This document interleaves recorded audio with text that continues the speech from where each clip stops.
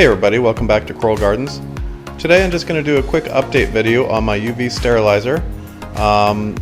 Previously did a video on the UV system, hooking it up, some of the problems I've had in the past, some of the problems I had with hooking it into this system. So stay tuned and we'll get right to it and I'll give you an update. So in the past, on previous tanks, I've started them without a UV sterilizer on the system. This tank I decided to keep the UV sterilizer or put one on there right from the beginning, which turned out to be extremely beneficial for this tank. During the cycle period, I had at least 2 bacterial blooms when the tank was within its first 2 to 3 months. And unsure, the tank was unstable, it was cycling, it was just an unstable system, so the bacteria sort of won the battle and I had a huge bacteria bloom. The UV sterilizer literally wiped out that bloom in 24 hours. It's incredible. You could see the bloom start, you could see it happening throughout the tank really fast, and the UV sterilizer literally just destroyed the bloom. By morning the tank was crystal clear like you see it now. I keep my UV on all the time. It's 24/7, and not only is it beneficial for things like fish parasites, but the bacterial blooms I find is the biggest benefit for the UV. During a water change, it was actually my 6-month maintenance, I decided to empty the sump out and clean the sump.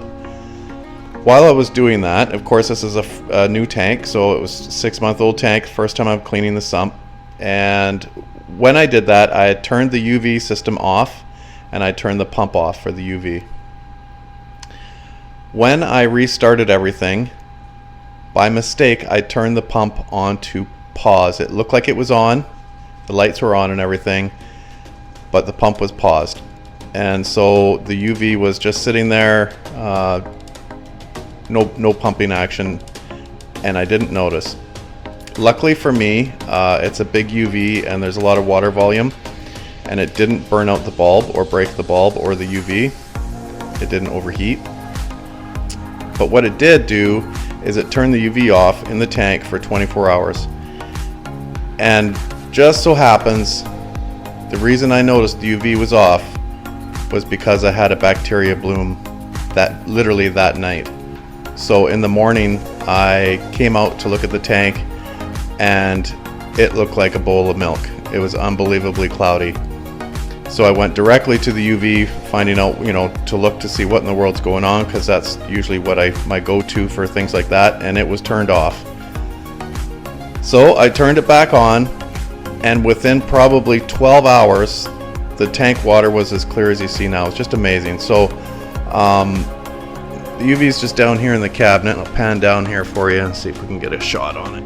So this is the cabinet with the UV sterilizer in it. It's a little bit hard to see, but you can see I've got a lifeguard unit here. It's 55 watts. It's plumbed into the sump. This thing works fantastic. I tell you, I've had reef tanks for over 23 years, and I could never go back to not having a UV sterilizer.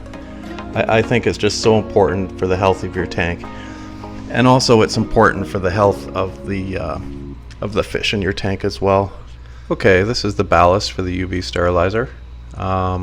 So I've got 32 days left before I need to change my light and the quartz sleeve for the light. That's kind of nice. It's got a countdown on it from 365, and it counts down daily, and I suppose it would count down. You could use this intermittently, have it turned off and turn back on when you need it, so it wouldn't necessarily, it could last longer than a year is what I mean. Anyways, it's pretty simple. That's it here in the cabinet, and that's how I know when I need to change it. So that's my experience with the UV sterilizer anyways on this tank and some of my others.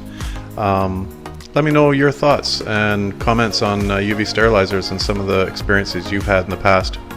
Thanks for watching, everybody. Take care.